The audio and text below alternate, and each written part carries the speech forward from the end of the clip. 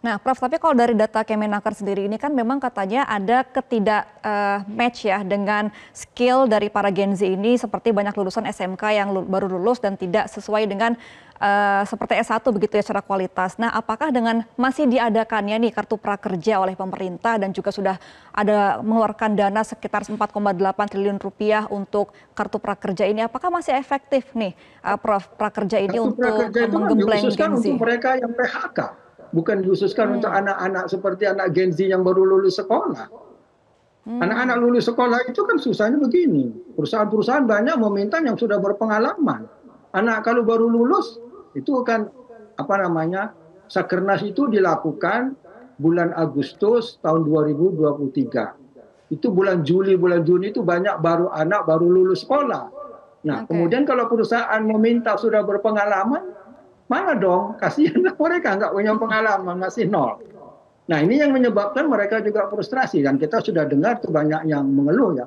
Kok syaratnya pengalaman sedangkan mereka baru lulus. Nah, seharusnya pemerintah ya kalau itu peka, mereka harus cepat digerakkan, ikutkan masukkan ke dalam pelatihan-pelatihan kerja yang sesuai dengan pasar kerja. Ini kan lambat. Kartu prakerja itu kan hanya diadukan untuk orang yang PHK, terutama dulu PHK waktu COVID. Hmm. Sedangkan anak yang baru lulus gimana? Itu kan kalau saya tidak salah, itu kan umur 15 sampai 24. Itu kan semuanya yang baru lulus SMP, baru lulus SMA, baru lulus perguruan tinggi. Itu kalau diminta pengalaman gimana dong? Nggak ada jelas. Jadi itu yang membuat mereka tuh frustrasi. Situasi katakan pasar kerja yang seperti itu juga frustrasi melihat kondisi sosial politik yang ada di sekitar mereka. Oke, berarti memang dibutuhkan adanya program baru di luar prakerja ini ya, Prof ya, untuk melatih anak-anak yang baru lulus ini agar bisa terjun ke dunia kerja. Nah, ini kan juga ada kekhawatiran nih, Prof, mengenai 2045 di mana akan ada Indonesia emas ya, akan ada 70% angka usia produktif. Nah, kira-kira ini akan menjadi bom waktu nggak jika masih ada pengangguran sampai 2045 nantinya?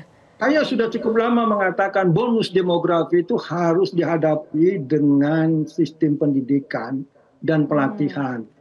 Karena kalau tidak itu dilakukan, maka bonus demografi itu akan jadi malapetaka. Ini sudah, artinya ini kan sudah, ini tanda-tanda akan menjadi malapetaka. Kenapa? Karena Gen Z yang merupakan tenaga yang sangat produktif, 9,9 juta mereka tidak jelas situasi itu. Tidak sekolah, menganggur, itu kan jadi bahaya. Itu kan bisa jadi ledakan sosial.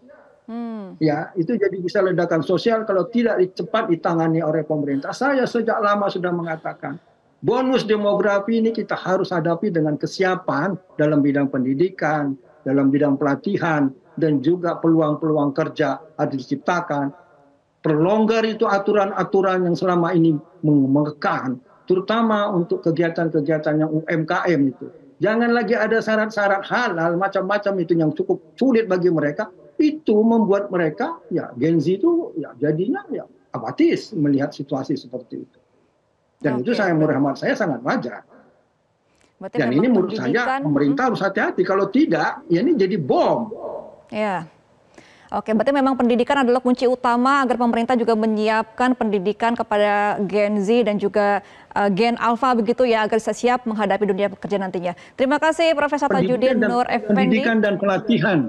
Pendidikan dan pelatihan itu harus segera dikembangkan untuk menyerap tenaga Gen Z yang baik, sekarang pendidikan ini. dan pelatihan harus segera dikencangkan oleh pemerintah. Terima kasih Prof Tajudin selaku pakar tenaga kerjaan Universitas Gadjah Mada sudah bersama kami. Selamat kembali beraktivitas, Prof.